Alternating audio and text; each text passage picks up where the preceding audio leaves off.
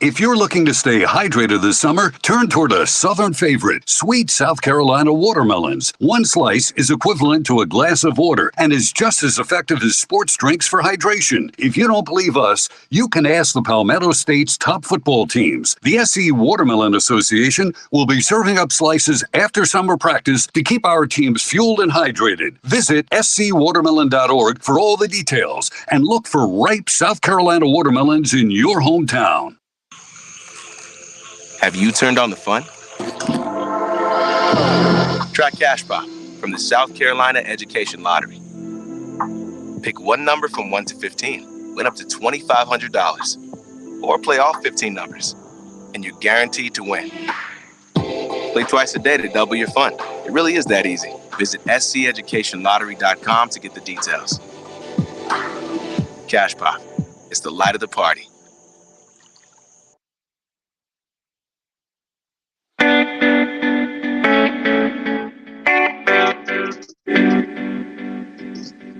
And you okay with me talking in your ear?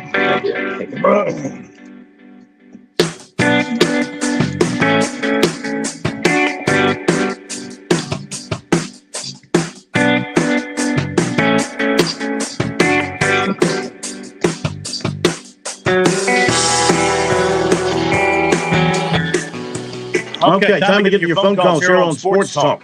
Phone number 888-898-2525. Phil Kornbluth, Pat Daniel here in Columbia. Chris Bergen from the Berge Palace over in Sardis. Our special guest, Ernest Robinson, native of Bennettsville, one-time Green Gremlin. Green Gremlins. Man, you better know it. I know the Green Gremlins. I told you my story about going over there and playing baseball, and for the first time ever, we played on a field that had grass in the infield. Our infield was dirt. Never had fielded a ball off of grass before. You know, Bennettsville is now Marlboro County. And we used to always say if they merged Clio, Blenheim, McCall, Wallace, and Bennettsville, we'd have a juggernaut. They won a state championship in 1995. There were some athletes come out of there now. There's some athletes come out of there big time. All right, we'll start with calls and carry them on through the break and roll with them as long as we can tonight. We will have some comments from Clemson running back Will Shipley. So as soon as I see where we're going, Daniel Terry. Is this the full name? We're giving full name. Daniel Terry in Bennettsville. Daniel, welcome into Sports Talk. How you doing? Is this somebody you know? Yeah. I'm doing great, Phil.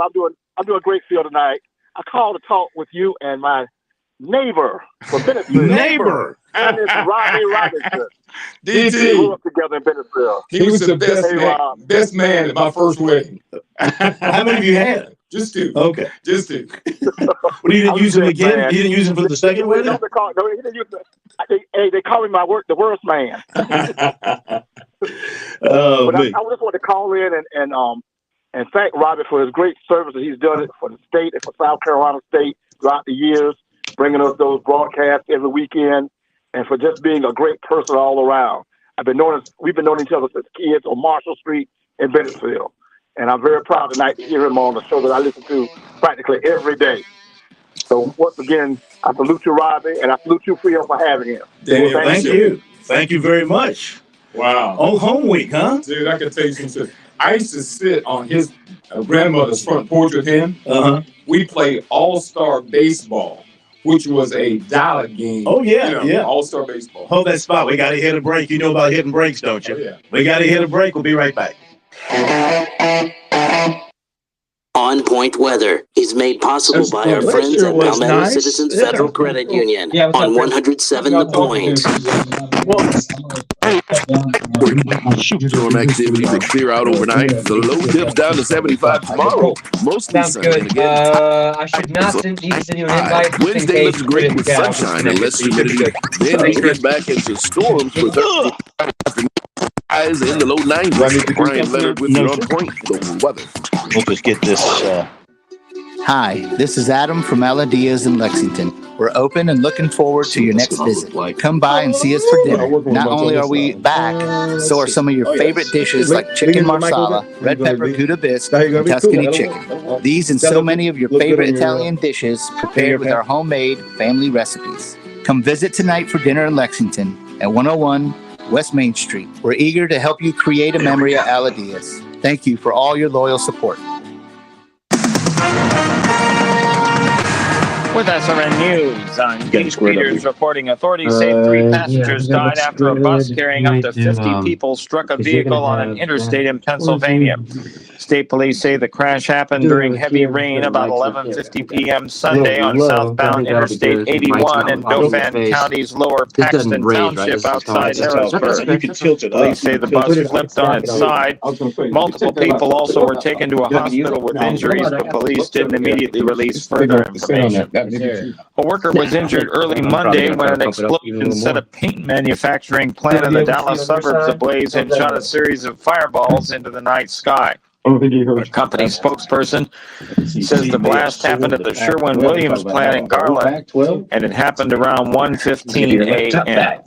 On Wall Street, the Dow by 407 points. More details at SRNnews.com. It's that time again. For hunters, absolutely celebrate. If you're not doing oh, this month, there's no better place to start your hunting season than over at Shooter's Choice on Sunset Boulevard in West Columbia. The staff is hunters. They actually get out themselves and hunt just like you do. So let these experts help you get your hunting package. Embrace me like you hadn't seen me. Matters, and it's still going to be hunting. Wasted. Let Shooters get you a new scope to help you with accuracy and not waste that precious ammo. Shooter's Choice has a super scope sale going on this month.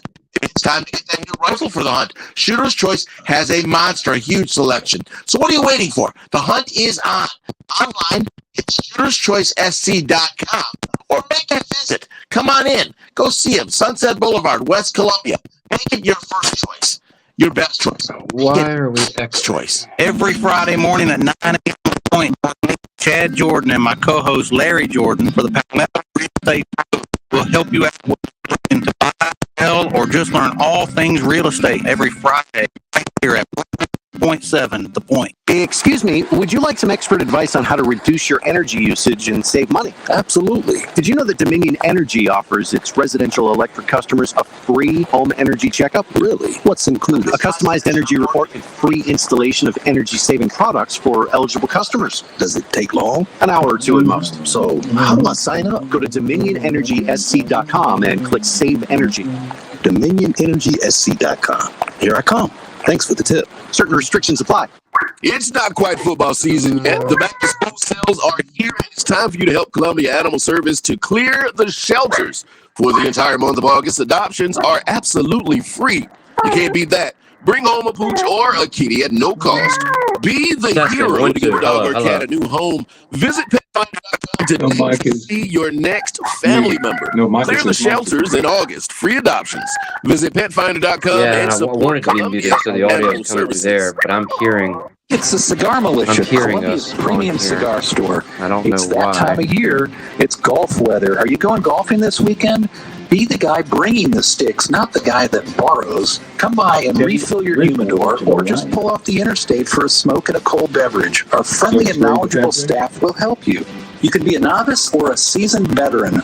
Our friendly staff will walk you through the humidor and answer your questions. We're at 1410 Colonial Life Boulevard, next to the Melting Pot. Hi, this is Chris Neely, Superintendent of the South Carolina Public Charter School District. I hope you'll join Kevin and me each Tuesday afternoon. We'll bring you Kids First, where we talk about educational issues and what we're doing to teach kids the right way. It's Kids First, Tuesday at 5:30 right here on 100.7 The Point.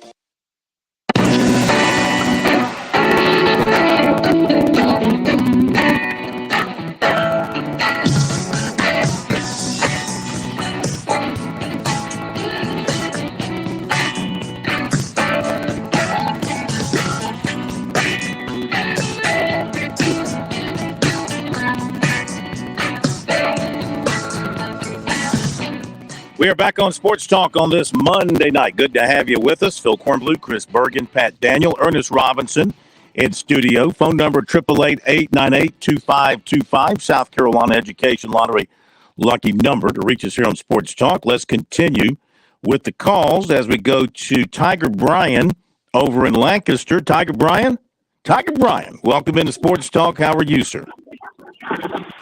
Well, I love y'all. You know what? Storm coming out. A little man came on the back. You sound like you're underwater. Are you underwater? What? No, I've been fishing all day. Yep. We catch him bringing about a pound and a half. He gets a kick. Just like women when you was a damn young. I mean, but, yeah. We got a monsoon coming. Hey, look here. All the thing I got to say. Hey, I seen on NIL thing. If he stays healthy, he's a man against sports. Yeah, he looks in great shape. All reports are he's put on some really good weight and some muscle. But he's got to go and prove it now. He's got to prove two things. And I always hate to say this. I mean, when you say a guy's got to stay healthy, well, nobody goes out there and tries to get hurt. I mean, injuries happen. They just happen. You can't prevent it from happening. And you hate it when a player gets labeled as prone to injury. I mean, some guys just happen to be at the wrong place at the wrong time. They get hurt. He needs to stay healthy, number one. And then number two, he needs to go out and prove that he's everything people think he can be. And he really hasn't had a chance to do that for a full season. And he's also had to share a lot of snaps with some other really good defensive ends. This is his chance, right, TB? This is his chance to go out and shine. Yeah, I mean, I think, well, they got a bunch of you know, I don't think Lakewater Reed, VFW. They made a bunch of money up. My buddy didn't play the band was there Saturday. They played they made a bunch of money up for our veterans and the weekend warriors. So we I about somewhere. If I want to throw out it's going to be for the you know, I love them, but I love my veterans. Well, that's money. That's money well spent on your part, Tiger Brian. Money well spent. Well, I tell you what, if you ever see get a chance. Hell, I'll pay you a hotel to watch him play. I say good deal. Who is this? They play free, stuff, you know. Yeah. I'm the backup singer, way down back. Back, you know? In the back. Yeah, they ain't gonna let me get this thing. Yeah, man. Rest of them Gamecock, man. We all get along. Yeah. All right, Tiger. Stay out of the rain and keep pulling those fish in. Appreciate it very much, Tiger Brian. 888-898-2525. Let's go to, of course, when there's Tiger Brian in the neighborhood, Gamecock Larry's not far behind, or the other way around. When there's Gamecock Larry in the neighborhood, Tiger Brian's not far behind. Gamecock Larry, hope you had a great weekend. Hope you're feeling well, sir. Well, I'm feeling pretty good. Tell old Tiger Brian, 27 days for kickoff, and I ain't going to talk no trash about the Tigers until a long time, till the last game of the season. But I want to know, do Georgia have a quarterback? Well, they think Carson Beck. They think Carson Beck is going to be the guy. That's the one they're counting on going in. They got some younger guys behind him, but I think he's going to get the first opportunity. Okay, well, he got old Mike Bobo. Mike Bobo going to teach him what the world, and Mike Bobo teach these quarterbacks down here in South Carolina. Put us in a hole. But we ain't worried about the Tar Heels. We ain't worried about the Dogs. We worried about the Jacksonville State Gamecocks. 2 Gamecocks on the field fighting, And I remember I look out in my backyard a long time ago and looking at two roosters fighting. And I tell you what, it's going to be a game.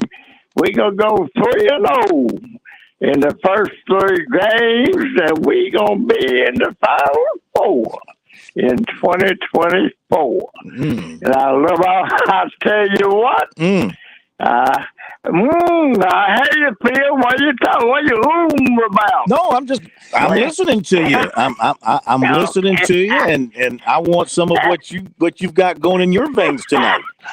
Okay, I just wanted to call and talk to you. I love all y'all, and I don't know. I just can't get up too much trash. I don't know. You're just in a good mood. You're not snarly. You're in a good mood right now. Right. Just don't worry about that. And as far as them polls, what do you call them? As far as they go, they don't mean one thing in the world. You got to show it on the field. You can say poll, I'm a number 1. And number 52 can play number 1, and that's the 52 beats number 1. It don't mean a thing. You got to show it on the field. And we get up when Tanner hired Shane. Guess what? We got a Hall of Fame coach in the back. You think Shane Beamer's going to end up in the Hall of Fame? I said the Hall of Fame coach behind him, telling them what to do. Oh, you mean his dad? Well, we got 2 for 1 at the same price. Well, it helps. It helps if you're Shane Beamer or any young coach to have an experienced guy like his dad whispering in his ear. But I'm sure he goes to his dad for some advice and guidance, but he makes his own decisions when it comes to his football program. Yes, sir. Him and Pete Limbo called the plays in the last 2 games last year. Him and Pete Limbo called the game. Marcus Satterfield stood on the side, just said, go. Well, he didn't say too much. He was ready to go. That's about all I got to say. All right. I tell you what, I'm in a good mood. I just feel good, and we gonna go. We got a right enough fixing to bat all them other quarterbacks. All right. He ain't even mentioned in the top 10, but he gonna be number 1 when it's all over. Go Gamecocks! All right. Y'all. Thank you, Gamecock Larry. Thank you so much. He is in a good mood. Ernest, you ever heard Gamecock Larry before? I mean, it's been a while since I heard eternal Gamecock. Optimist. It brings back. Let me tell you, it's been 9 years since I've done call-in radio. Tommy the Tiger. That's what I started thinking. Remember Tommy the Tiger? Oh yeah. Yeah. May he rest in peace. Exactly. Tommy the Tiger, and who was his counterpart with the Gamecocks? It was. Remember that, Chris? It was Tommy the Tiger, and I can hear his voice now. Was it? I can't help you. I can't. It was Gamecock. There was a counterpart with him that they used to. In fact, the state newspaper did a story on the two of them, and I can't remember who the Gamecock was. Yeah, but Tommy the Tiger or something. Tommy the Tiger. All right, 888-898-2525. We continue with your phone calls on this Monday edition of Sports Talk. We're going to go to where next? There, Pat. If you want to jump in and just tell me where we're headed, we'll take on the next caller. Oh, Andy in Columbia. Andy, welcome in. Good to have you with us. Mr. Korn. Yes, sir. How are the Mets doing? Last time I heard from you, the Mets had a winning record. It's been that long. And 2 Hall of Fame pitchers. I got pretty sick. And then when they made all the moves, it made me even sicker. So I'm finally recovering. COVID and trading don't get along very well. Oh, no. You had COVID? Yes, sir, I did. Oh, my God. And anybody who doesn't think it's out there, it's out there. Head out the sand. Oh, really? It's rearing its head very ugly right now. Well, I'm glad you're feeling better. You sound pretty good.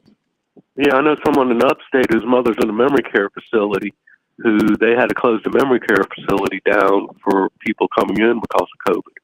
So, and this strain's not very friendly.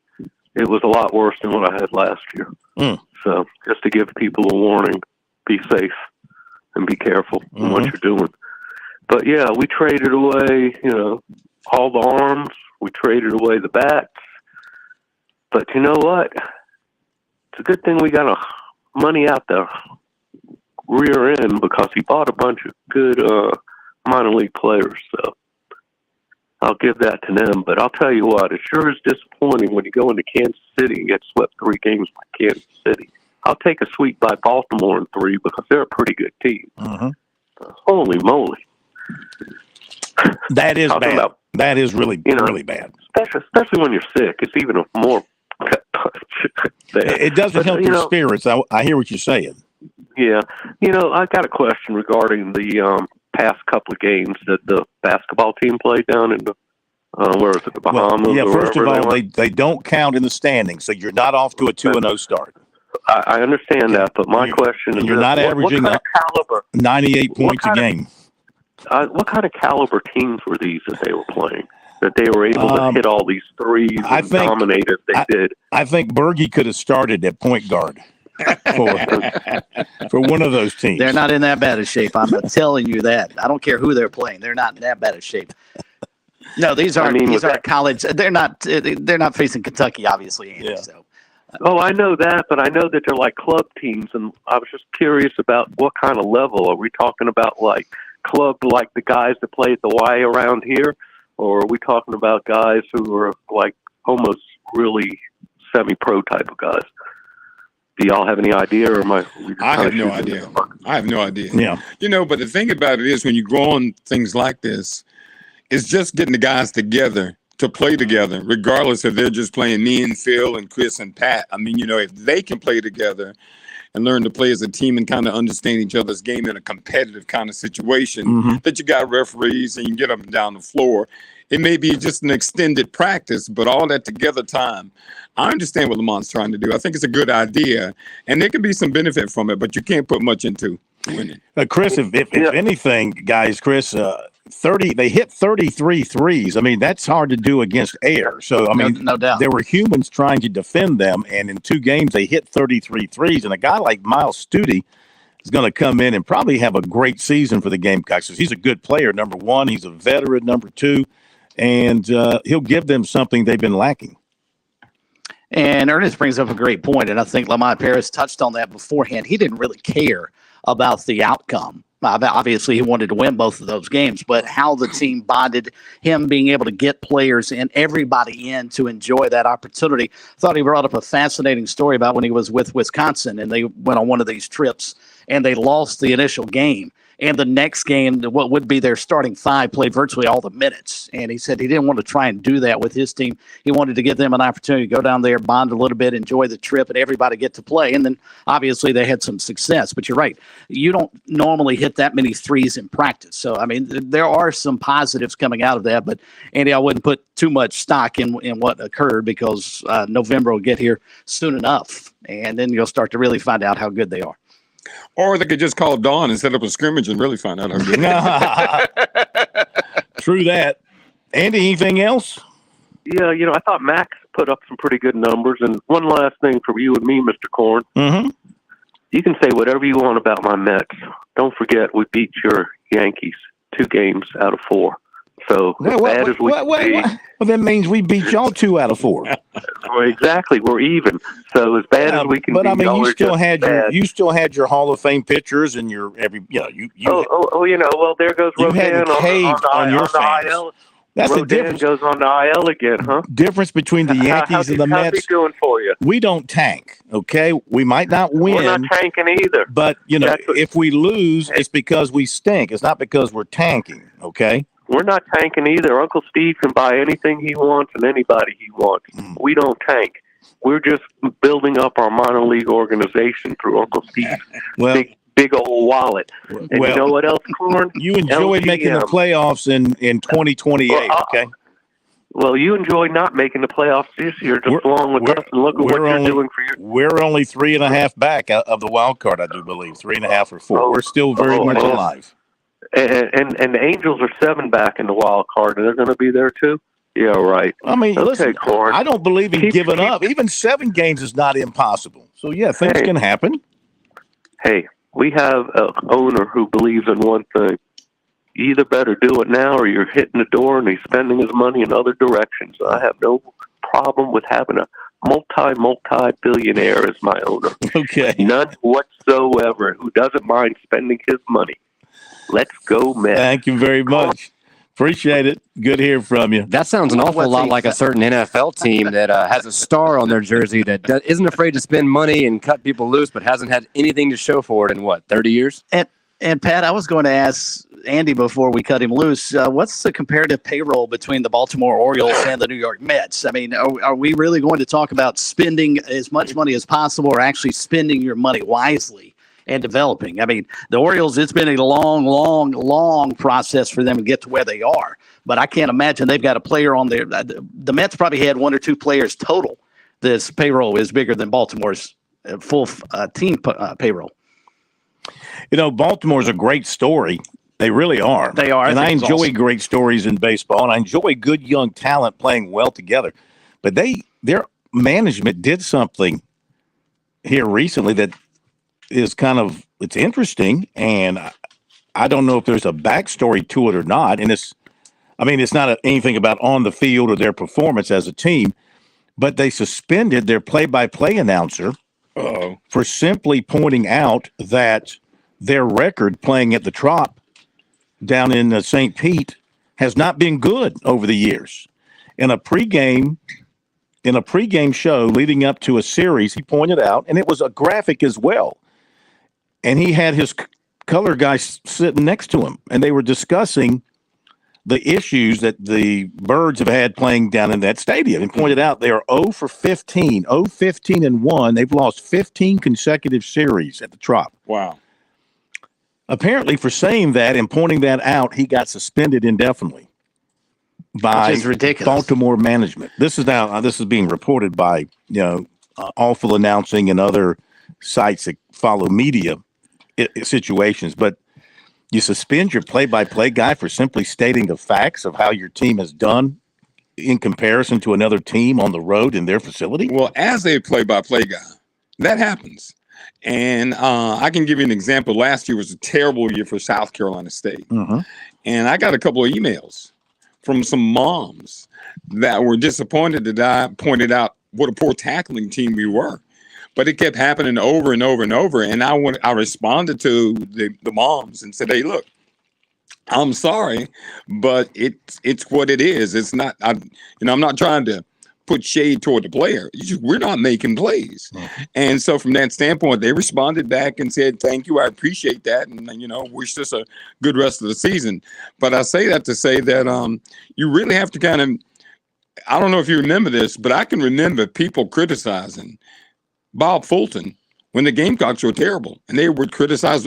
I mean, how do you criticize Bob Fulton? Yeah. Who wants him to win in the worst possible way? But, it kind of comes with the territory. Well, I mean, the thing back in those days, people who wanted to criticize Bob felt like he wasn't partial enough. Right. Oh, yeah. And Absolutely. His approach was, who I want to win, but right. I'm not a part of the team. Right. He never included himself. It was never we or us. It was the Gamecocks. It was South Carolina. It was Carolina. It was USC, however you want to refer to him. He was not doing the Larry Munson thing. Now, the Larry Munson thing, remember, people forget, Larry Munson started out at Vanderbilt. I didn't remember that. Yeah. He started out at Vanderbilt, and of course, as bad as they were, I guess they were bad back then. There wasn't a whole lot of we and us in that. But when he got to Georgia and got into a high-profile program that was very successful, and of course, his approach was the all-encompassing fan approach, and they loved it, and I loved it. I mean, and of course, Larry Munson he would sometimes let that get in the way of his description of a play, but yet in his own way, he would get you the play. His most iconic calls were of that nature. Yeah. But I think also what happens as a broadcaster and you get experience, you have to understand, you got to be able to read the room. And in this case, read the organization. And if you can kind of get a feel that they're not really, everybody is trying to be positive when there's nothing but negative around. Sometimes as an announcer, you have to kind of make the day a little clearer, a little sunnier than it actually is, even though that's not the case. But you got to understand the organization. He wasn't broadcasting the game for NBC or Major League Baseball. He was doing the games for who? Tampa Bay? Was it? No, this Baltimore. Is for, Baltimore. Bergie, what do you think about that? I think Ernest is spot on with everything he has said. And I will say this in the Orioles announcer's defense, sort of dovetailing off of what Ernest just said. I think they looked at it the wrong way. He is trying to point out in a positive, look, we've been terrible down here in Tampa for the last 2 years. Not anymore. And so, but I think they took it as, well, you can't criticize our team. But he's not. Right. He's pointing out a factual positive for his ball club that, hey, we lost, the last 20 times we've come down here to Tampa Bay, we've lost 17 of those. Now we're 10-5 or whatever it was. And I think that's a positive, and I think they overreacted, and that's not necessarily unusual in the world of media anymore, as Ernest perfectly described. But I don't see it as a negative at all. And to suspend him over that is just flat out ridiculous, unless there's a lot more behind the scenes that we don't know. Right. They say not. They say this is I went back and listened to the pregame that they pointed out. It's about a 90-second segment. And all he did, and he had a graphic on the screen with him. All he did was he was just pointing out the failures of the Orioles, of course, who've been really bad for a long, long time. And now they're very good this year. Started last year when they brought the catcher up. Things started to turn. And who's that reliever they got? He's got the .85 ERA. I can't remember his name. I think it's Felix. Oh, I can't remember his name. Hernandez? No. It is something. It's Hernandez or Gonzalez. Not or something the like Felix Hernandez. Well, no. But my point is now that this has happened, when he is brought back, and his name is Kevin Brown, by the way, he's a young guy. When he's brought back, guys, I mean, how much as an announcer are you very much concerned about, okay, if I say this, am I going to get hammered again by my bosses? Well, here you go. You just made a point. You say he's a young guy. Yeah. As a young guy, you've got to kind of be careful about that because, unfortunately, young people. Well, I say he's a young guy. Looking at him on television, okay, he looks pretty young to me. Well, and here's a picture of him here. He looks like a young guy, but he's got a tremendous broadcasting background. But go ahead. But it does. When you're dealing with young people, sometimes. You have to come on, and as an announcer, and Chris, I don't know if you get this at all, but you don't want to be too preachy, from that standpoint, because you're not only you broadcasting to fans, you're broadcasting to management, that sort of stuff. Sure. And you really have to be careful about treading that water. I mean, you've got to try to satisfy everybody, and as a broadcaster, you have to keep that in mind, who your audience is, and sometimes we as broadcasters forget that. That's why we forget to give a score sometimes. But when you okay, but listen, when you're doing state and you're playing Clemson, right, and it hasn't gone well. No, I mean it hasn't even been close. No, do you not in your pregame? How about this? No, it's interesting you brought that up because we try to hang in as far as quarters are concerned, trying to make it to the next quarters. And I guess we're going to a break, but I'll talk to you about that. But that's an interesting question that you brought up. I want to address. Yeah. I mean, because I was there the time that they shortened the quarters, right? Because it was get a running clock. It was getting really bad. But my point to you is, in your pregame and talking about the series history, don't you have to kind of lay that out for people? We'll let you pick up on that after the break. We'll be back top of the hour. Don't go away. By the way, before we do what's supposed to happen here, thank you for pushing the button. I thank you. Programming thanks you. America thanks you. WQXL Columbia, W264DF. Grills, outdoor kitchens, fireplaces. Summer sizzle starts with Bart. This is 107 The Point. News this hour from townhall.com. I'm Keith Peters reporting. President Biden's liberal policies continue to draw attacks from Senate Republicans who oppose his personnel decisions. Bob Agnew reports. The role of Labor Secretary remains vacant almost 6 months after the president nominated Julie Su to fill the cabinet-level position. California saw hundreds of millions of dollars of COVID-19 unemployment fraud during her tenure as the state's top labor boss. Hundreds of military promotions remain on hold over the Pentagon's effort to sidestep a prohibition on government funding for abortion. Senator Tommy Tuberville says he'll lift the holds if and when lawmakers are allowed to vote on the Pentagon's policy. Bob Agnew reporting. Ukraine says it has detained a Russian who may have gathered intelligence about Ukrainian President Volodymyr Zelensky's trip to the southern Mykolaiv region last month. Correspondent Charles de Ledesma reports. Ukraine's security service claims the Russian female was collecting data for an airstrike during Zelensky's visit, adding the woman attempted to establish Zelensky's route, times and visits to the region. The statement adds she was detained when she tried to pass the information to the Russians.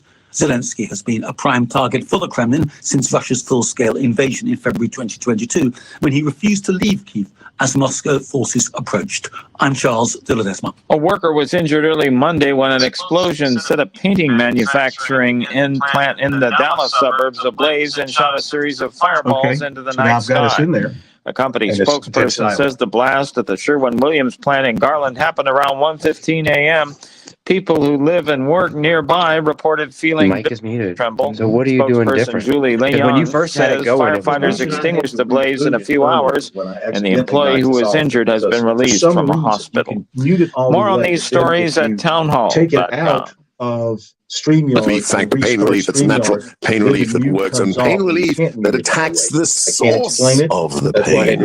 That's the experience of tens of thousands of Americans who are taking Relief Factor right now. See their incredible video endorsements at ReliefFactor.com. And then ordering your 3-week quick starter pack for just $19.95. That's less than $1 a day. Find out if it can work for you like it works for me by ordering your 3-week quick starter pack today. ReliefFactor.com. ReliefFactor.com. I think you won when you reconnected earlier. You should have one. Story. But you want me to do it again if that didn't work? That would not work. And I got lost at sea. We tossed and turned and we nearly drowned when my brave little boat went down. No, none of that's true. You haven't had a date in a year or two. The sea was calm and the sky was clear. And you crashed right into the pier. Yeah, fine. Accidents don't just happen in sea shanties, so Progressive Boat Insurance has you covered. Take as little as 4 minutes to see what you can save at Progressive.com.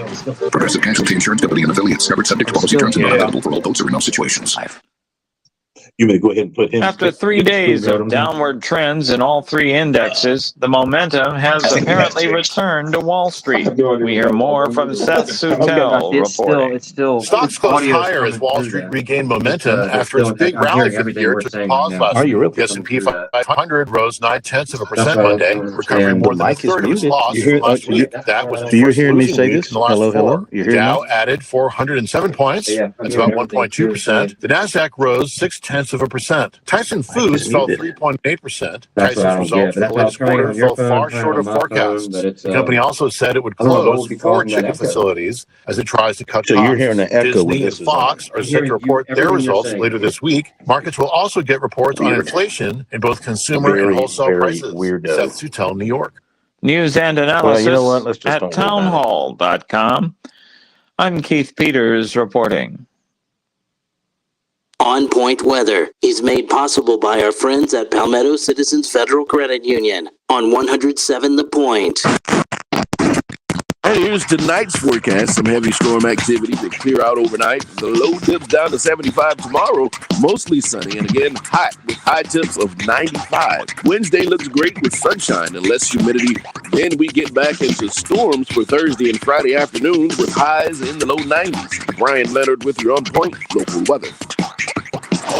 WQXL Columbia, W264DF. Grills, outdoor kitchens, fireplaces. Summer sizzle starts with Bart. This is 107 The Point. Please press button now. I said to, genius.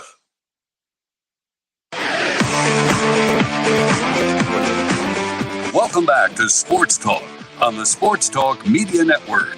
You can reach the guys with the South Carolina Education Lottery lucky number, 888-898-2525. That's 888-898-2525. Now back to Phil, Chris, and Pat with the second hour of Sports Talk on the Sports Talk Media Network.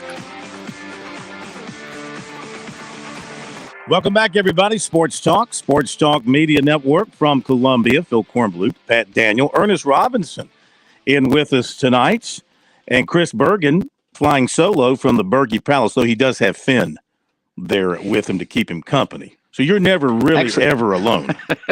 Actually, not true tonight because the wife is at home and Finn would rather hang out with her. Oh, okay. So, yeah. He loves me during the day until mommy comes home, and then it's all her. Can certainly understand that. Our phone number, 888-898-2525, South Carolina Education Lottery lucky number here on the program. Let me mention a couple of other things. Why don't you go back? Let's go back and finish what we were talking about. So, what I was saying, we were talking about this Kevin Brown. He's a guy that was with ESPN in 2019 and eventually hired by the Orioles, and he's done other play-by-play. He's been suspended for apparently, I guess what you're saying, being too negative in pointing out their lack of success playing at Tampa. Right. And I was asking you about in your situation at State, like when you go to Clemson and you point out the lopsided record with the Tigers, and I mean, you have to point those things out when you go on the road into some place. There's no way to make that look good. Not necessarily. You don't have to make it look good, Phil. But you know what you try to do? You try to find positive things, and you try to dwell on those positive things. And so, from that standpoint, I don't know how many games leading up to that. Maybe he had a habit of finding the negative things as opposed to the positive things. That's why I say you have to be careful. And you have to learn as an experienced broadcaster. You have to learn how to read the room. And so from that standpoint, when we play at Clemson, I started talking about all the positive things we've got going in. Now, it might be falling apart completely in front of me, but I try to find the positive things. When we played Clemson this last time, we had a lot of positive things happen.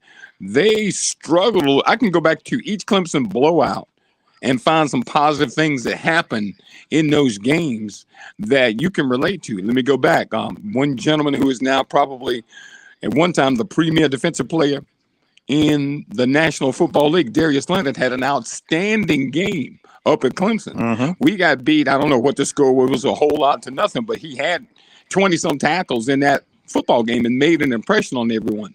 Just the last time we played them, Jacoby Durant had 2 incredible interceptions that we played. What I find, and of course, I'm looking for the positive. I'm looking from the standpoint of South Carolina State. We get in situations like that, and Clemson is guilty of it. UCF is another team who's guilty of it. We can be somewhat in the ball game and competitive, and I can remember being at Clemson and being in the third quarter, and they're up 28-0. And they're still throwing the football with the first team in the game because they want that game at the end of the game to be what it should look like or what you expect it should look like. Where I'm going, I can't believe it's the fourth quarter and Dabble's still throwing the football, or he still got DJ or whoever out on the field. A lot of times that happens. And, of course, we are totally mismatched. But to me, UCF was the worst at trying to do that. And you go back and look through the scores with South Carolina State and UCF, we've held our own many times with UCF. But again, the numbers eventually wear us down. Sure. But you try to find the positives. And I would imagine, I don't know this to be true, I'm just talking, that the Baltimore folks may have heard enough. Maybe this guy's had a penchant for pointing out the fact that, well, we're 0-12 going into this one, and we're 0-this going into this one. You got to do some work. It's hard because, and I say it's hard on the broadcaster, because you've got to come across as positive as you can possibly be. I'm the eternal optimist. We'll be down 31-0 in the fourth quarter, and I'm like, stick around because here we come. And you have to, the thing about it is that you got to pass the time. You just can't sit there and be Skip Carey and go like, okay, I don't mind if you guys chip out, check out. But so I think you've got to find that's why they hire you to do what you do. So if we're 0 whatever, you find some positive. Yeah, okay. Phone number 888-898-2525 is our South Carolina Education Lottery lucky number for you here on Sports Talk. So catch you up on a few things. The USA Today coaches preseason poll came out today, and Georgia received 61 of the 66 first-place votes and is number 1, followed by Michigan, Alabama, Ohio State, and LSU. Then it is Southern Cal, which they misidentify as USC here. Southern Cal at number 6. You noticed here, we do not refer to Southern Cal by any other way. Southern Cal. USC is South Carolina, on which these people need to wake up and understand that, Ernest. Number 7 is Penn State, followed by Florida State. Then Clemson at number 9. Wow. Too high, too low. Tennessee is 10. Then Washington, Texas, Notre Dame, Utah, Oregon, TCU, Kansas State, Oregon State, Oklahoma, and North Carolina round out your top 20. Then it's Wisconsin, Ole Miss, Tulane, Texas Tech, and Texas A&M. So the questions here, guys, and Chris, I'll let you handle it first. Is Clemson too high, too low, just right when you look at that number 9 ranking? I'm not sure that's the question. I'm still trying to figure out, first off, why are they behind Florida State? And secondly, quite frankly, why are they ahead of Tennessee? In the last game we saw between those two teams, Tennessee was clearly the better team. And both teams bring back the same quarterback that played in that game, right? Yeah, Joe Milton for the Vols and Kate Klubnik for Clemson. I don't get Tennessee being ranked below Clemson. And I certainly don't understand Florida State being ranked ahead of the Tigers. They have proven nothing over the last several years. Yeah, everybody believes they're back, but I mean, how much preseason hype can you give them until they actually go out and prove something on the field?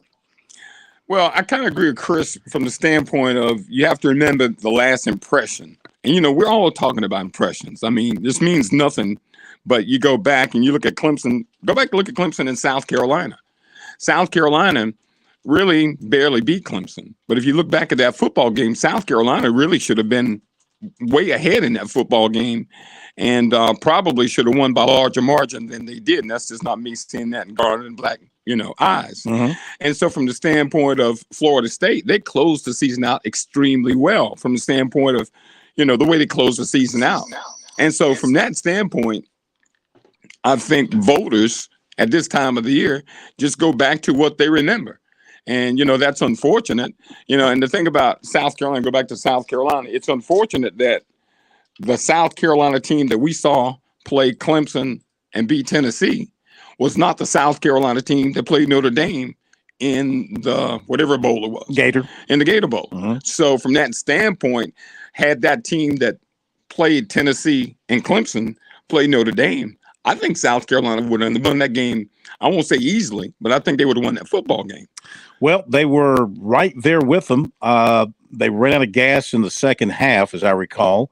It was nip and tuck. Notre Dame ended up, I have to look up, see the final score, but I think Notre Dame ended up winning. It was pretty, wasn't it a pretty tight 40 finish? to 35 or 40 to 38. Kind of came down to the very end. It kind of came down to the very end. But USC jumped out to a 17-0 lead, I think. 45-38. They lost 45-38. Yeah.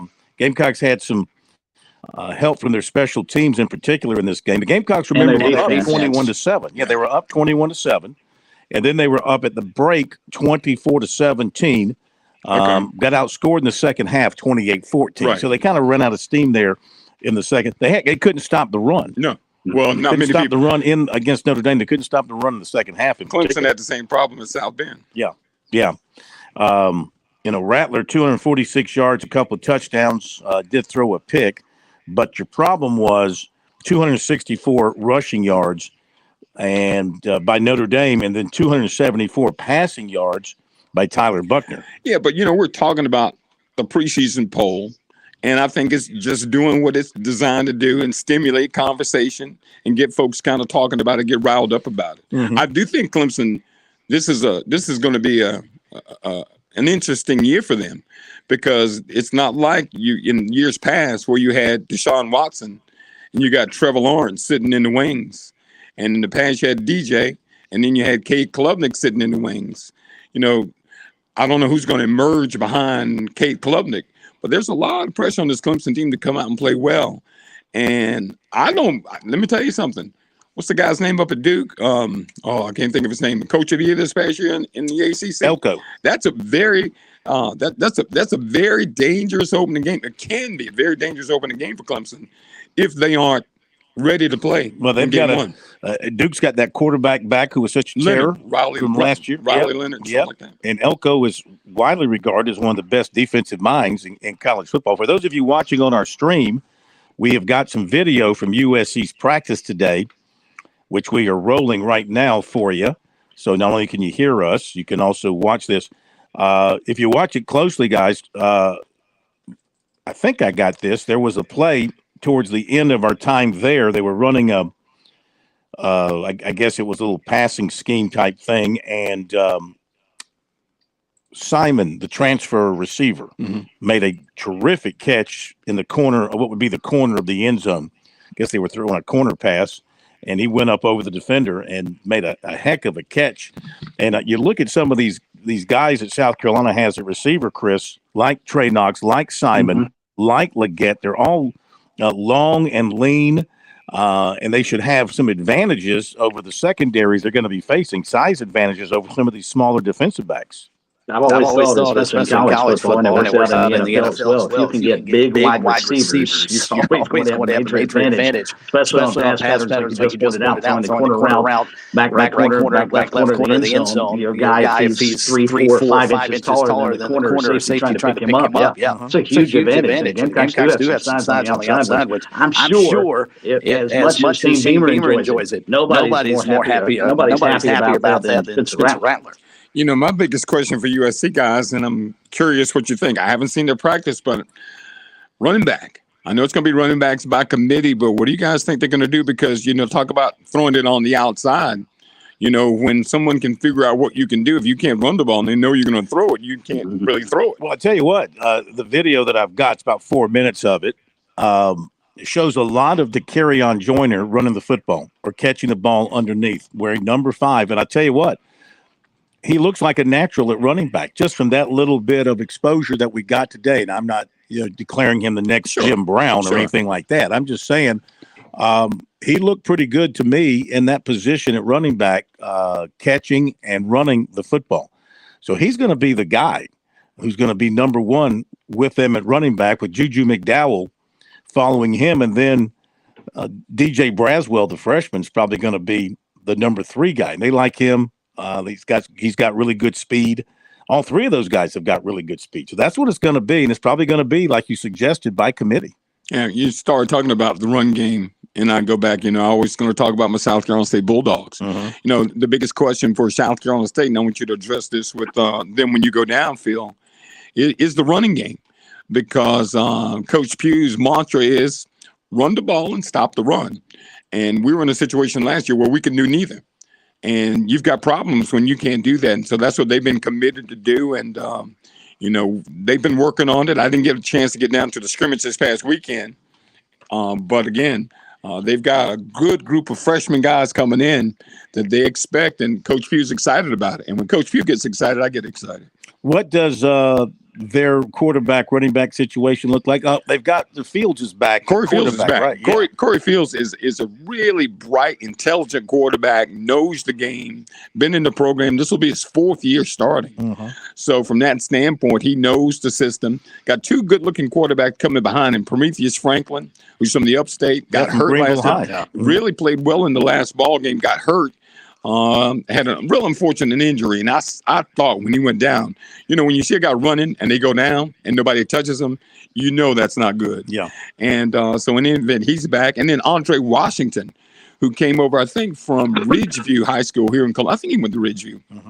He's an outstanding quarterback. He got in a game late last year and played really well. So from that standpoint, but our big question is going to be the running game. We lost Shaq Davis to the NFL. I think we'll be fine with receivers. We got smaller receivers. Kid from Columbia, Blythewood, Jordan Smith is a really good receiver. Smallish guy, but really can catch the football. Will catch it in traffic. We've got a kid who transferred, and this is a name that you want to ask about. His name is Keon Tony. I gotta look it up. I think it's Keon. Oh, what's his name? He's a transfer, and Buddy Pugh doesn't have many transfers, but this kid, everybody's really high on from the standpoint of him being able to come in and make an impact at the tight end position. And we have used the tight this end. Is the Tony kid from South Carolina. Keyshawn Tony. Yeah, he's from Williston. Right. Transferred from UT Chattanooga. Well, he started at South Carolina, went to Chattanooga, and now he's at State. Let me tell you, I saw him in the spring. And as Coach Pugh says, he's a pretty player. I mean, he looks the part. And if they're able to, and Kevin McGurk, who is the new offensive coordinator, not really new offensive coordinator, because McGurk was there back in the Malcolm Long days. But if they incorporate that tight end in there like they did back in the day, he could really be in for a big year. All right, let's check a few other things. We got our new poll question of the week out for you. If you have a chance to get to that, we encourage you to get over to our Twitter or our website, SportsTalkSC.com, on Twitter at SportsTalkSC. And our new poll question has to do with the latest developments in the college football world. So, then you guys can chime in, all three of you. The NCAA, no, that's the wrong one. Let me find the new one. That's the old one. Where is the new one? Here. You didn't stick it to the top of the page, did you? I thought I did. I thought I put it in our bookmarks. So let me go over here to go to another area here. This is really not making me very happy. Well, where's it at there? Bergie, somebody stole our poll question of the week. Let's go. I thought it was pretty good. I didn't think it was that bad. Somebody took Twitter pulled it down. It's gone. I hope I didn't delete the wrong one. You know what? I might have deleted the wrong one because I thought I had deleted the old one. I might have deleted the new one. You know what? I think I did. Well, the poll question of the week before I deleted it. Well, this happens. This happens when you reach a certain point in life. I'm sorry. You have to, look. Yeah, I could tell you a story. So the poll question of the week, and I got to put it back up there. Doggone it, was this basically in 5 years with all the conference movement in 5 years? Where do you think Clemson will be? Will they be in the ACC? Will they be in the SEC? Will they be in the Big Ten? Or will they be in what I called the College Football League, which is the idea of just a national college football league with maybe conferences within that league where you've got names, but names only, but it's ruled by a commissioner or maybe a committee.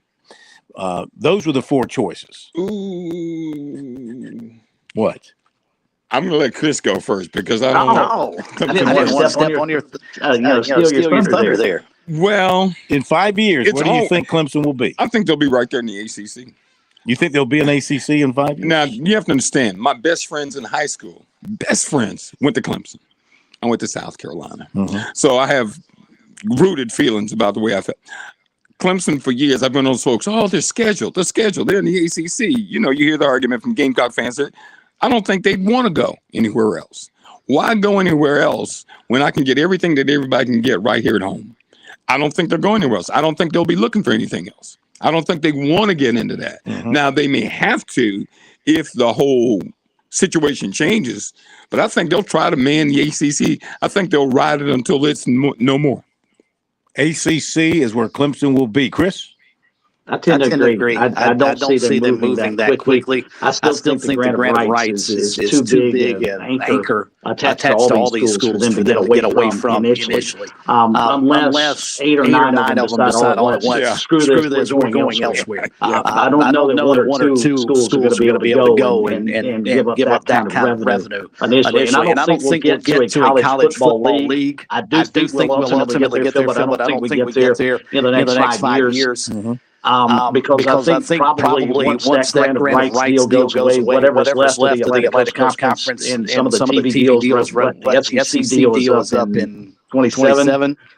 Somewhere in that neighborhood. So, I just don't think we get there quite that fast. But I think by when we get into the 2030s, I think we'll ultimately see that major college football at the FBS level will move away and do its own thing, and then we'll be left trying to figure out where do basketball teams play, what happens with baseball. And I think I was joking with some buddies over the weekend. What is currently the sort of group of five at the FBS level is probably going to ultimately become the FCS level. level. With regards just for names, directly behind the big boy league of 65 or whatever teams. And then you're going to have the Furmans in South Carolina State and all them. They'll basically be Division II, even though they'll still be D1. Labels and names are probably going to have to change and go away as well. But I just don't think we get to all of that here before the turn of the next decade. Well, I think Clemson ends up in what is going to be the SEC in the next 5 years. Really? Probably with Florida State. Yeah, I do. I do. I think Clemson works quietly behind the scenes. They're not very boisterous about what they're doing. They're not like Florida State. They're not going to come out threaten, and they're going to look at the landscape and see that if the SEC, the ACC rather, is getting left behind. Though, I mean, going back to what Dabo Swinney said last week, they've been behind in money. They've been behind in rankings as far as recruiting rankings. And they're still winning national championships. So they've won 2, and they beat an Alabama team like that he pointed out, recruits better than they do annually and has a much bigger revenue, has a much bigger budget than they do, and gets much more money from their league TV agreement than they do right now. So they've been able to do what they do without being on par with that. And they do have facilities that are as good as anybody's, and they continue to build and upgrade with what they're doing outside the stadium now. And the big parking lot looks very, very nice. I saw it the other day. It looks very, very nice. All that being said, though, I mean, what I think is going to happen, I think they're going to get to the national alliance of college football and forget about the rest of the sports. Let the rest of the sports stay within their leagues and compete within their leagues, and maybe let the NCAA exist to oversee those sports and run those tournaments and those national tournaments.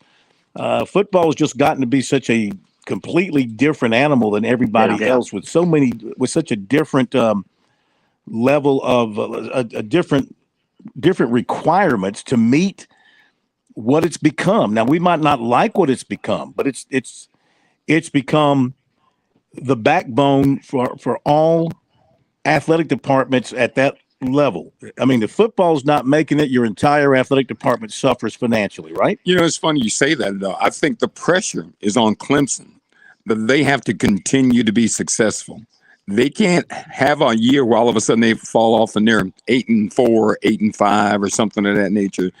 For them to still be talked in that same vein, and I'm going to say Florida State, even though Florida State hadn't, won 9 games the first time in I don't know how many years, but to be in that Alabama, that Michigan conversation, that Ohio State conversation, it's imperative that Clemson is in the national championship conversation every year, and especially, I guess, the first year coming up is important. It's going to be this year, or as the years go by, that shine kind of comes off those trophies, and we start saying, well, they won that national championship in what years? A few years ago now.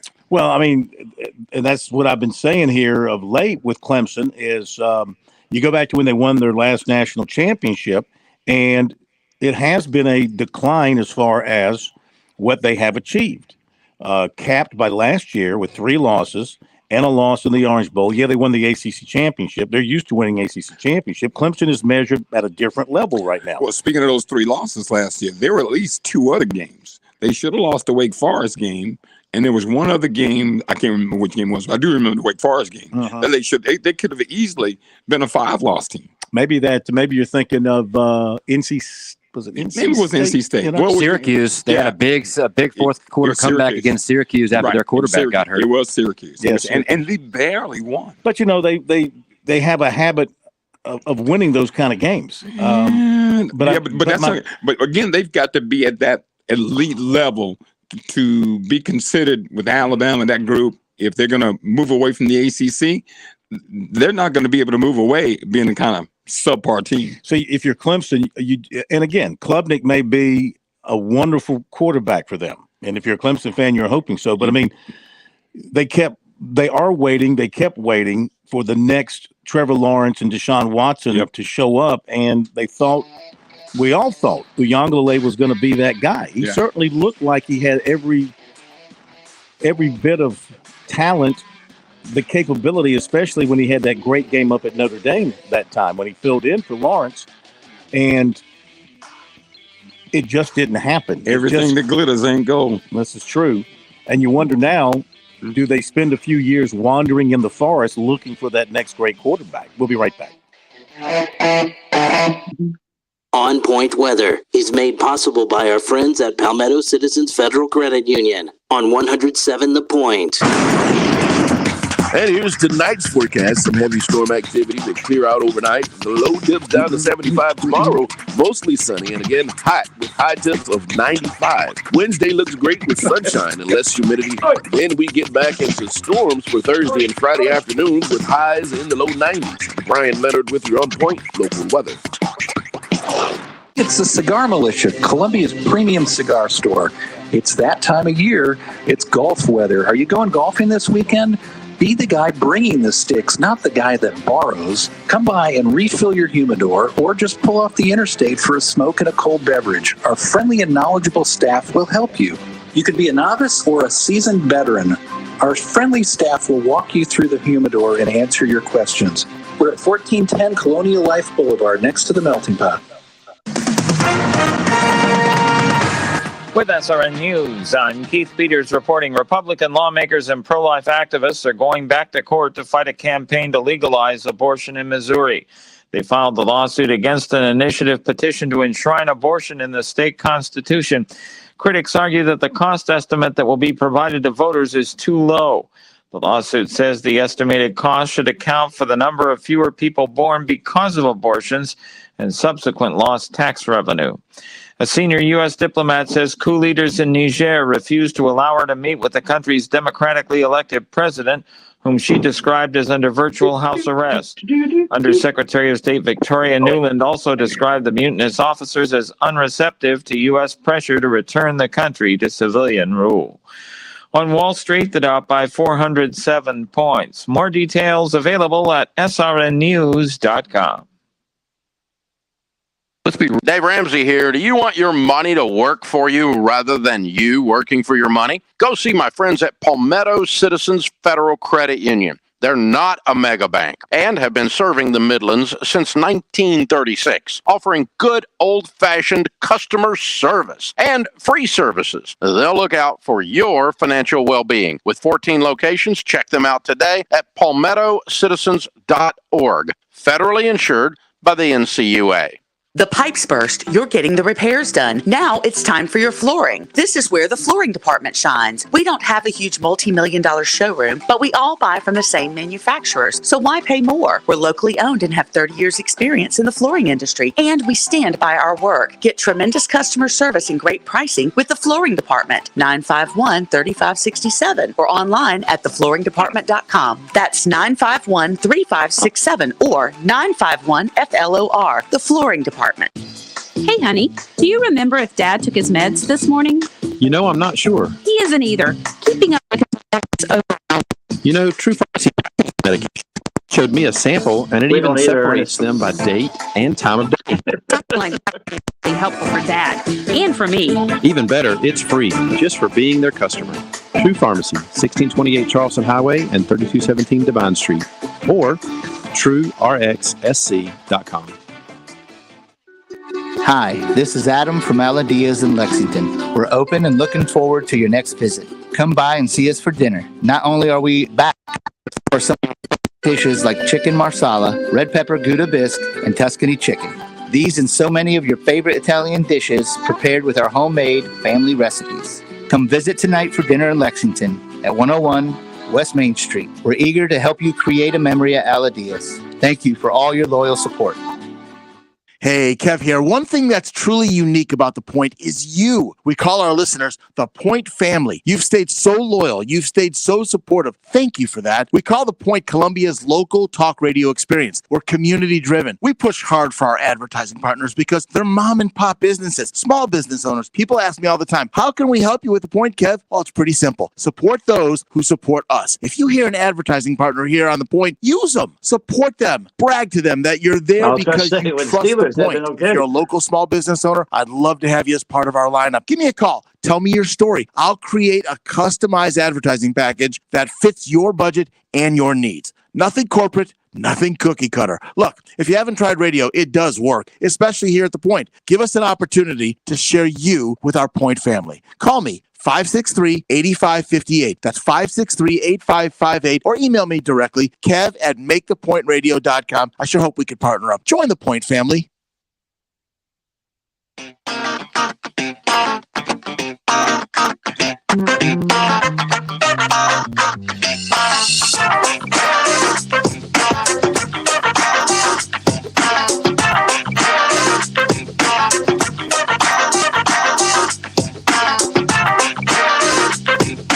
Great having Ernest Robinson in the studio with us tonight. The voice of South Carolina State football will be in Orangeburg tomorrow night with Coach Buddy Pugh and the guys there. Can you do a Buddy Pugh impersonation?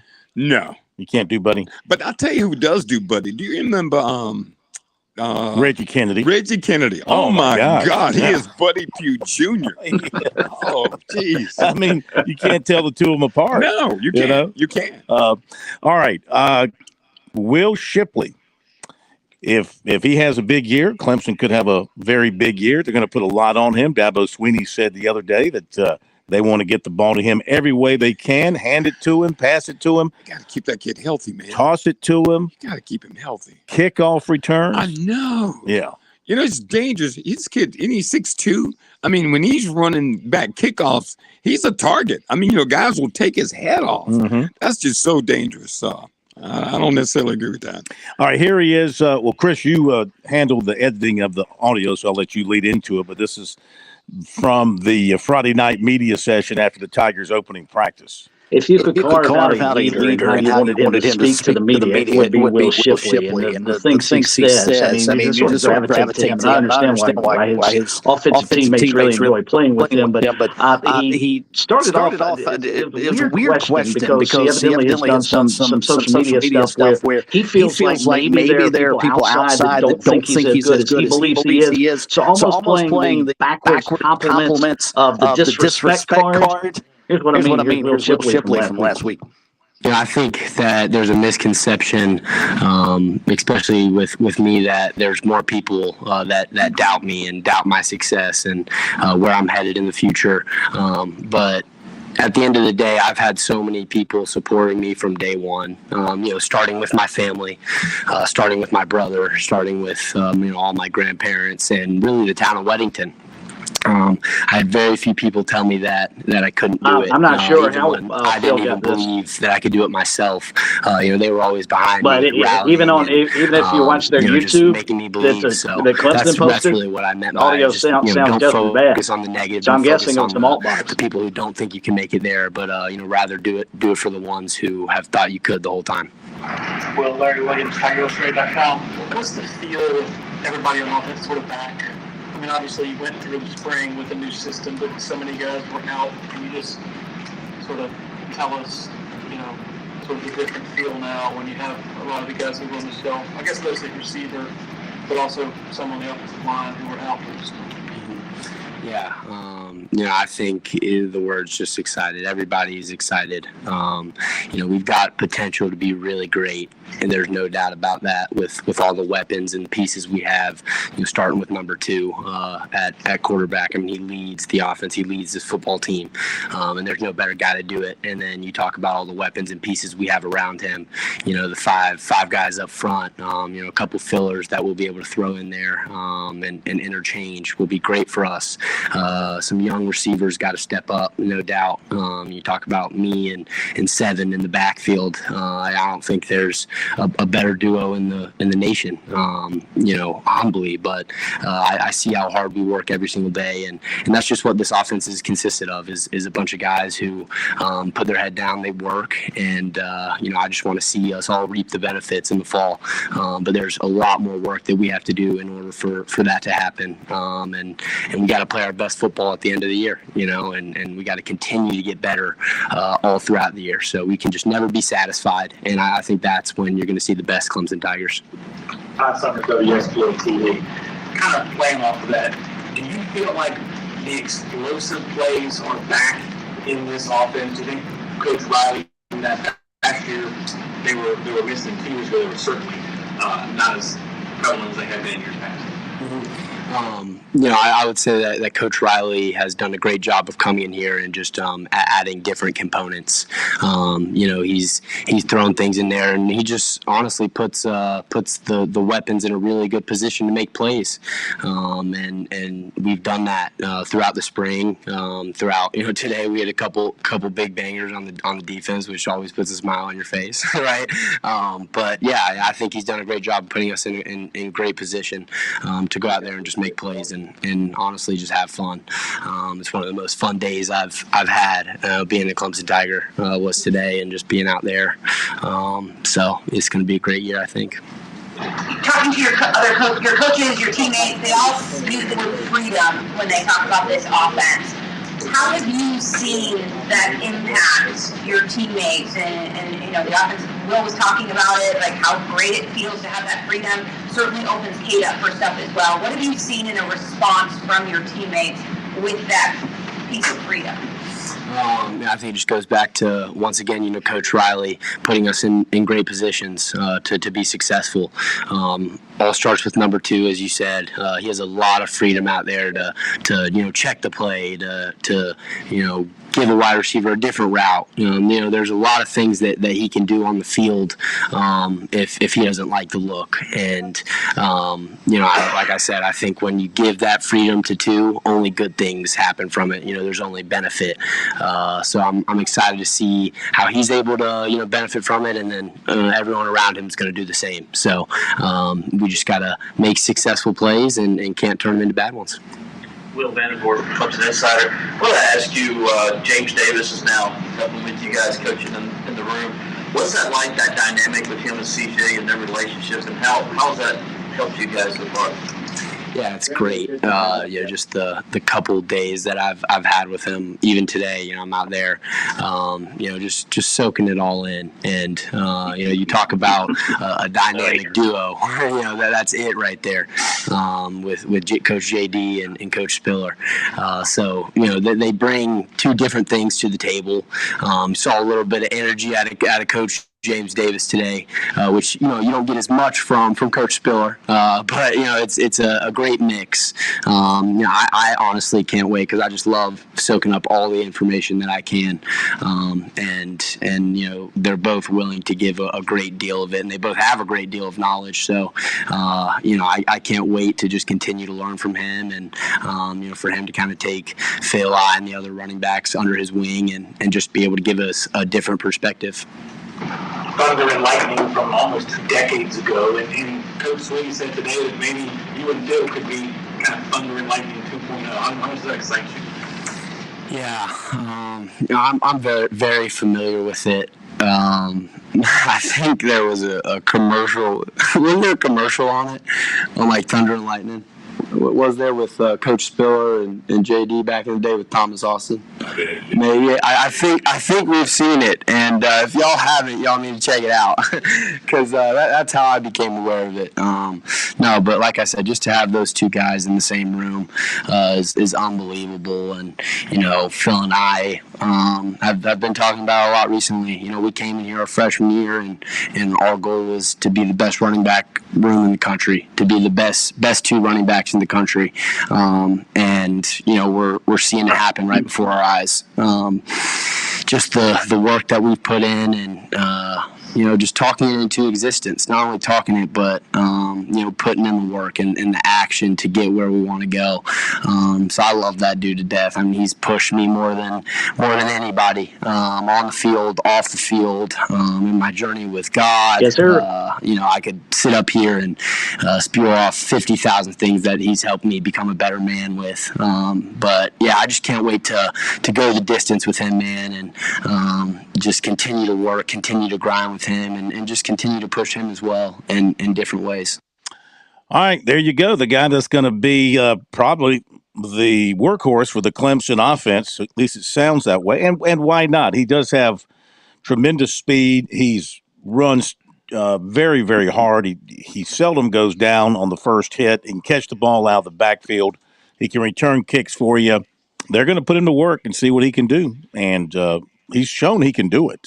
There's no doubt he can do it, but the thing you have to understand the whole season. I mean, it's a long season, and that physicality, the way he plays.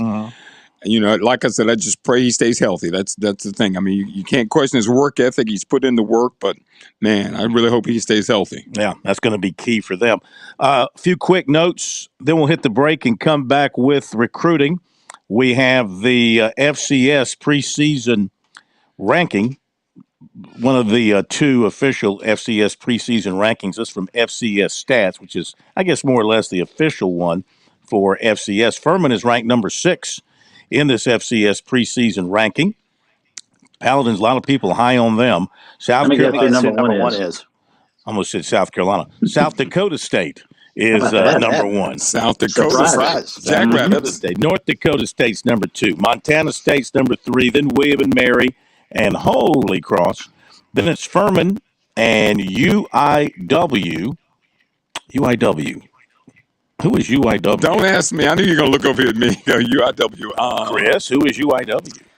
Is University that of Indiana Wabash? Whitewater. Is that Whitewater? Illinois. No, because they're like D3. I think that's the Incarnate Word Cardinals. Oh, okay. There you go. Yeah. Very good. When they get good. They should be good in basketball. Idaho is number 8. Samford is number 9. And Sacramento State is 10. So Furman, Samford, 2 in the SoCon among the top 10 there. We got the high school preseason polls out from the media crew in South Carolina that votes weekly during the season. 5A, it's Dutch Fort, Gaffney, Somerville, Fort Dorchester, Burns, Sumter, T.L. Hanna, Spartanburg, Lexington, and Dorman. In 4A, let's scroll down here to the 4As. It's Northwestern, followed by Greenville, South Florence, South Point, Hartsville, AC Flora, James Island, Catawba Ridge, West Side, and West Florence. 3A, Dillon, followed by Beaufort, Daniel, Clinton, Camden, Chester, Belton, Honeypath, Powdersville, Gilbert, and Manning. Now the 2A ranking is Abbeville, of course. Great Collegiate got 4 I'm surprised that Abbeville is number one ahead of Great Collegiate. Yeah, and Oceanside Collegiate's 3. Then Fairfield Central, Marion, Andrew Jackson, Hampton County, Silver Bluff, Strom Thurmond, a tie for Barnwell and Saluda. And then your 1A ranking, which any ranking that does not include Latta is illegitimate. 1A. The Mighty Vikings. We're not in there. Yeah, you are. There are others receiving votes. That doesn't count. They were in the poll. Christchurch, Louisville, Bamberg, they don't let me vote. Lamar, Southside Christian, Johnsonville, then a tie, St. Joseph's, Lakeview, Cross, and then Whale Branch rounding out the top 10. Latta did receive a vote or votes. And also, because of the unfortunate situation involving Lake City head football coach Ronnie Baker, who, of course, suffered some injuries, severe injuries in that bus crash back in the summer when he was taking some players from here to there. He was on the staff of the South team for the upcoming Touchstone Energy Cooperatives Bowl, and today they announced his replacement. It will be Matt Richard from Carver's Bay, and he'll serve as the assistant coach. Baker was going to be the defensive coordinator and defensive backs coach. He will be honored at the game. And, in fact, he was returning from a camp at South Carolina State in July. Still being treated for his injuries. Timetable for his return is not yet known. So he will be honored during this year's game. He'll be part of the 2024 coaching staff to be announced later on in the year. All right, we got to go to a break and come back with the recruiting report tonight. Ernest, I know you love recruiting. Oh, man. This is where you made your money. You get to see it live and in person. I'm excited. It ain't like it used to be, brother, believe me. I'm doing nothing but tweeting and repeating. I call it tweeting and retweeting and repeating. That's what we're doing. You're just swimming in the water you're in. I guess. Trying to swim away from the sharks and the gators. We'll hit the break, give you recruiting when we come back.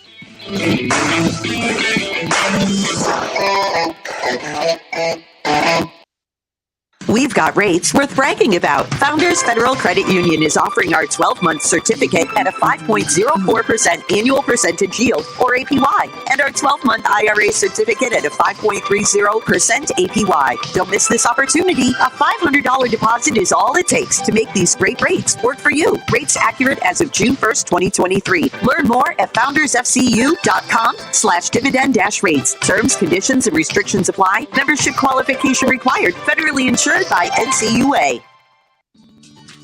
Major Billy Downer here from the Department of Natural Resources, and DNR is excited to announce the implementation of Go Outdoors SC, a new online licensing and boat titling system that you can access right from your phone. Through this new system, customers can purchase their hunting and fishing licenses, renew their boats, apply for lottery hunt opportunities, and complete electronic harvest reporting requirements. For more information, visit Go Outdoors SC at your local app store. Summer weather has arrived in South Carolina, and you know what that means. Sweet, tasty South Carolina peaches are hitting shelves near you. Most people tend to think of Georgia as the peach state, but South Carolina is the East Coast's top producing peach state, so we know a thing or two about a great tasting peach.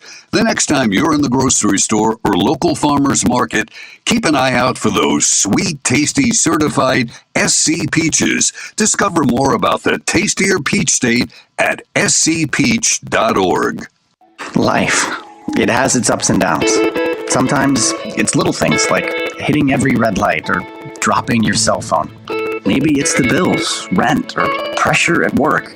But when it comes to the South Carolina Education Lottery, you should never feel like playing will solve everything. The lottery is a game. It's played for fun. So set a dollar amount. Expect not to win and make sure responsibilities, family, friends, and work come first. Visit playresponsibly.sc.com.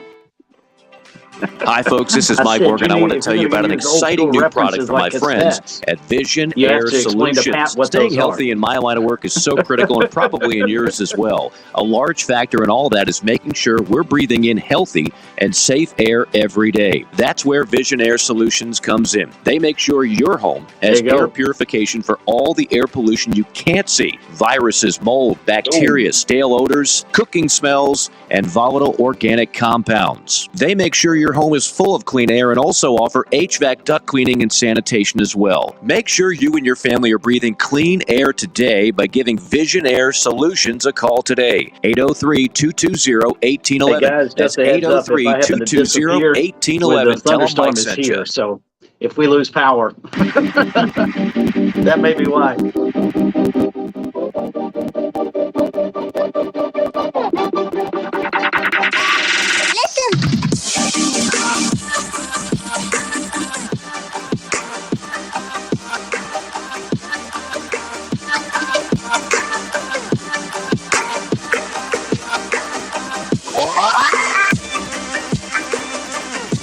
All right, we give you the recruiting report late on this Monday night. It is brought to you by Seawell's.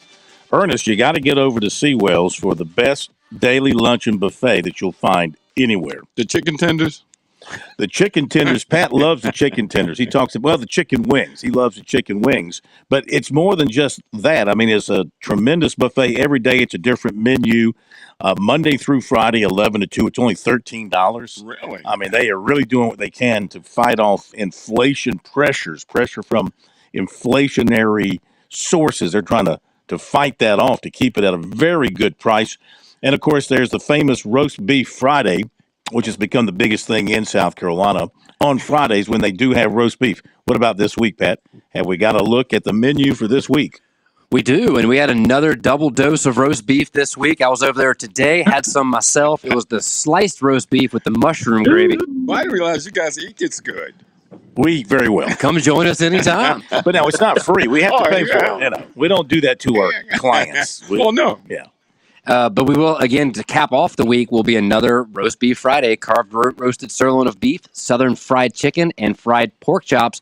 But tomorrow, Tuesday, August the 8th, Seawell's will have carved rosemary-encrusted pork loin, southern fried chicken, and then fried fish nuggets, which are outstanding.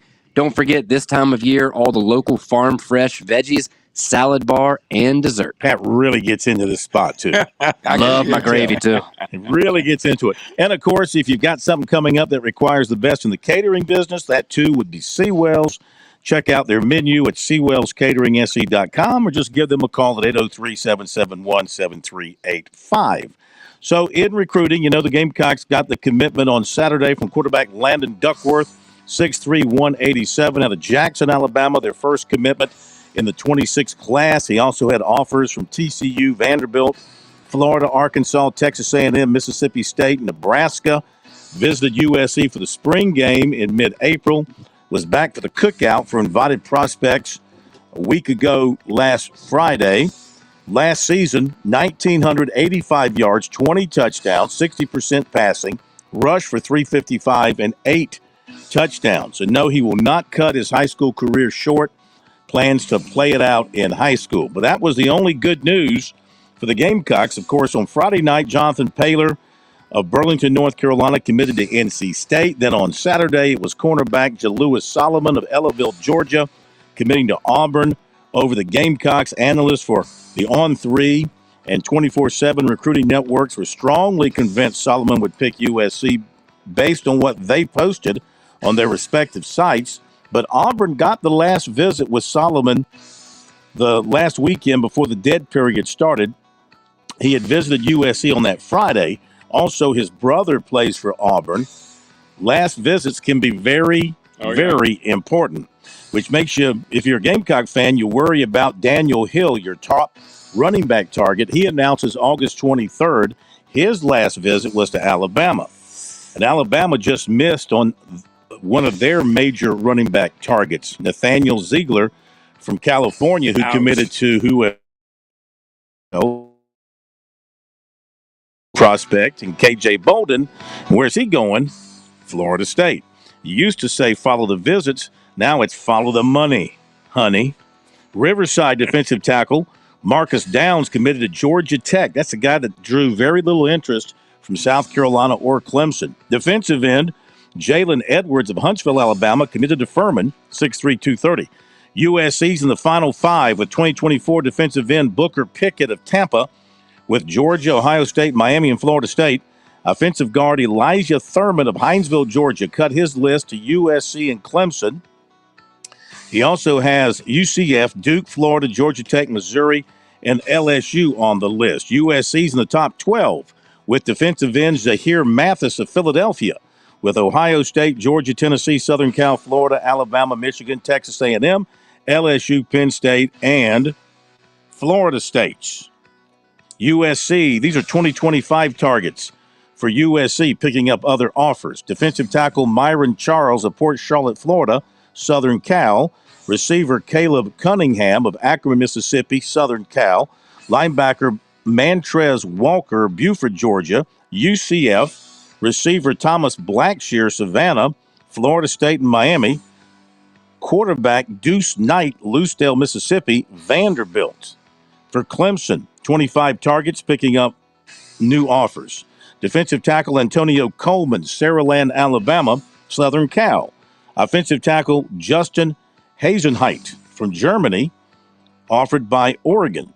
Tight end Nate Roberts of Washington, Oklahoma, offered by Nebraska. And a Clemson and USC 25 target, defensive end Bryce Davis of Greensboro, offered by Southern Cal. Clemson women's basketball team landed a commitment from 5'10" Imari Berry of Clarksville, Tennessee. She's considered one of the top prospects nationally in the 24 class. She averaged 26 per game last season. USC women's target 24, 6'4" Kennedy Yume of Philadelphia. She committed to Stanford. Transfer portal John news. This is something new. The transfer portal, John, as you know, Ernest, has become a very big deal. Big deal. And our transfer portal, John, news is brought to you by Dumpster Plus. You got to go see this, Ernest. It's a dumpster with a Porta-John built inside of it. I heard you talking about Fantastic. That. Give them a call at 803-800-5094. Former Arizona State linebacker Jawan Mitchell's back in the portal, John, as a grad transfer. He's a former starter at Texas and Tennessee. And then he was dismissed from the Sun Devils over the weekend, according to Chris Karpman. There you go, recruiting here on Sports Talk. Ernest, been great having you with us. Phil, it's been a pleasure. Enjoyed it. Come back, Chris. You've been during great. the season. I intend to. You guys invite me, just let me know. Open invitation. Whatever works for you, you let us know. Well, let me tell you, I do much better after we win. Winning makes everybody happy, doesn't it? Oh, my gosh. Chris, it makes you happy to call a win, doesn't it? I believe the Storm knocked Chris out, so he is gone for the night, hanging with Finn. That's what he said. He said, look out, he might be bumped here. Okay, well, we wish Chris well. Fighting the Storm. Thank you, Ernest. Thank you, Pat, and thank you, everybody, for being with us. See you tomorrow night from SC State.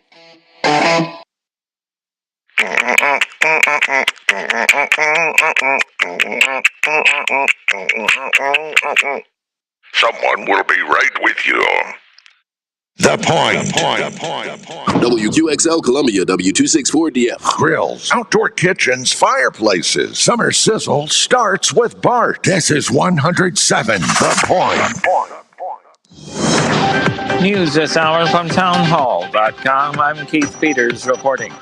Donald Trump's legal team has urged the judge overseeing the election conspiracy case against the former president to reject prosecutors' proposed protective order. Correspondent Norman Hall reports. Trump's legal team urged the judge to reject the proposed protective order concerning evidence in the case, describing it as overly broad.